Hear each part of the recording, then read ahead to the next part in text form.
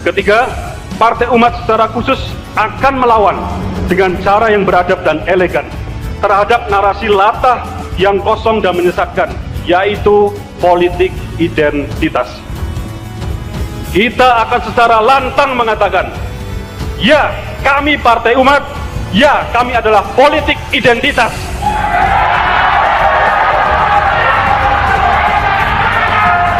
Sombong amat. Indonesia sejak dulu kala tetap dipuja-puja bangsa.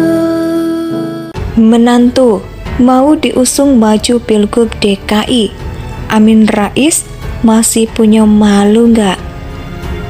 Partai politik mulai ancang-ancang dan bersiap menyambut Pilpres dan Pilkada 2024. Tidak terkecuali Partai Umat. Partai Umat bakal menggelar rapat kerja nasional atau Rakernas yang pertama pada 13-15 Februari di Asrama Haji Pondok Gede. Ketum Partai Umat Ridho Rahmadi mengatakan acara ini bakal mengundang sejumlah tokoh yang merupakan bakal calon presiden hasil aspirasi para kader di daerah. 3 orang akan diundang, yaitu Anies, Prabowo, dan Gatot Nurmantio. Sudah bisa diprediksi yang konfirmasi akan datang adalah Anies dan Gatot. Partai ini adalah jelmaan dari nafsu politik Amin Rais. Jiwa dan semangat partai ini adalah antitesis Jokowi. Bahkan rasanya bukan lagi antitesis, tapi sudah masuk tahap benci. Jadi, tidak mungkin partai ini akan sejalan dengan PDIP. Tak mungkin pula mendukung apa yang didukung Jokowi. Partai ini akan berseberangan. Selain itu, dalam Rakernas itu juga akan dibahas soal tokoh-tokoh yang akan dicalonkan maju dalam Pilkada 2024. Ternyata, mereka sudah mulai melirik Pilkada DKI. Siapa yang mereka jagokan? Ini lucu sekali. Bisa jadi bahan serangan untuk Amin Rais kelak. Amin Rais sempat menyebut nama yang sudah pasti akan maju dalam Pilkada DKI. Tak lain dan tak bukan adalah Ketum Partai Umat sendiri, yaitu Ridho Rahmadi. Dan bagi yang masih belum tahu, dia adalah menantu Amin Rais. Kalau DPW Partai Umat DKI Jakarta sendiri sudah minta bahwa ketua umum kita itu akan maju sebagai Pilkada Gubernur DKI. Jadi, Ridho, milenial dan insya Allah selabel muda. Menurut kami, insya Allah, kata Amin. Hampir saja Amin Rais membocorkan nama lainnya yang potensial dimajukan dalam Pilkada 2024. Hanya saja dia disela supaya tidak keceplosan lagi. Amin Rais suka teriak oligarki, teriak anti dinasti politik. Keluarganya juga menunjukkan tanda-tanda dinasti politik. Kalau Jokowi bilang terkait dengan dinasti politik, maka Amin Rais berkali lipat jauh lebih parah. Partai Umat, ketumnya menantu sendiri. Ketua Majelis Syuro adalah dia sendiri. Kemungkinan besar nanti anak-anaknya juga akan ikut bergabung dan menduduki jabatan strategis. Partai dibikin seperti sistem kerajaan. Saya pikir keluarga Cikea sudah cukup parah dalam hal dinasti politik dalam partai. Ternyata ada lagi saingan baru yang sedang naik daun. Munafik memang. Kalau orang lain tidak boleh jalankan sistem dinasti politik dan oligarki, Amin Rais boleh gitu. Jokowi masih mending bukan pemilik partai. Anak-anaknya dipilih oleh rakyat, bukan dipilih oleh Jokowi sendiri. Mohon kiranya ada yang mau menyumbang cermin kepada Amin Rais.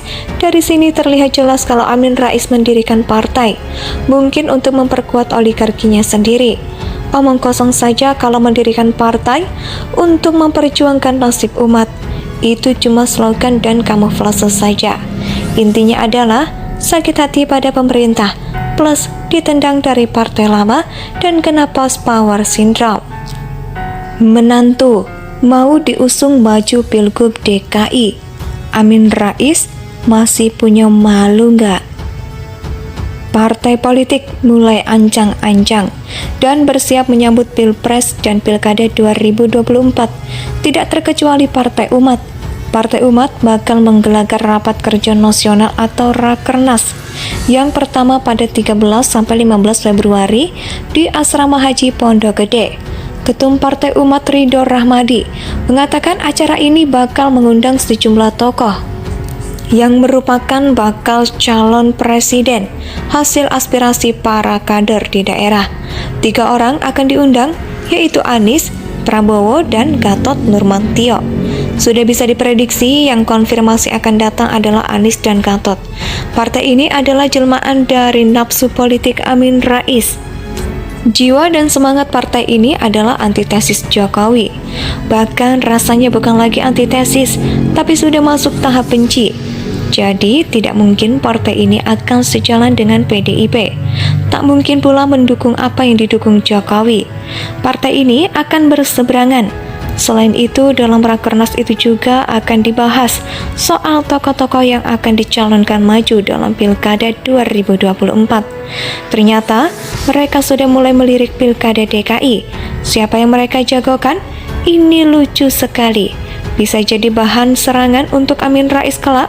Amin Rais sempat menyebut nama yang sudah pasti akan maju dalam Pilkada DKI. Tak lain dan tak bukan adalah ketum Partai Umat sendiri, yaitu Ridho Rahmadi. Dan bagi yang masih belum tahu, dia adalah menantu Amin Rais. Kalau DPW Partai Umat DKI Jakarta sendiri sudah minta bahwa ketua umum kita itu akan maju sebagai Pilkada Gubernur DKI. Jadi, Ridho, milenial dan insya Allah selabel muda. Menurut kami, insya Allah, kata Amin. Hampir saja Amin Rais membocorkan nama lainnya yang potensial dimajukan dalam Pilkada 2024. Hanya saja dia disela supaya tidak keceplosan lagi.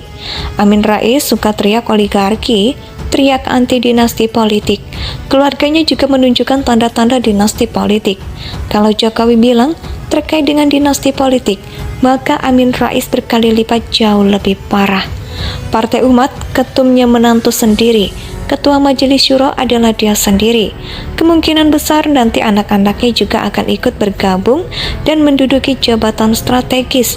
Partai dibikin seperti sistem kerajaan. Saya pikir keluarga Cikeas sudah cukup parah dalam hal dinasti politik dalam partai.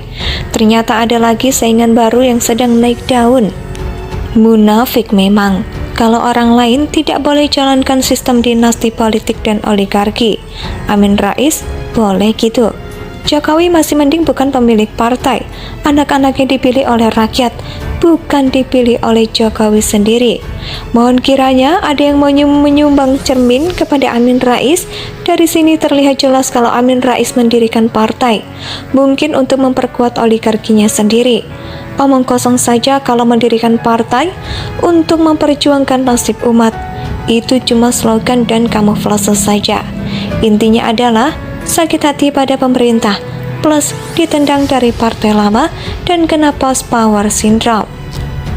Indonesia tanah air beta pusat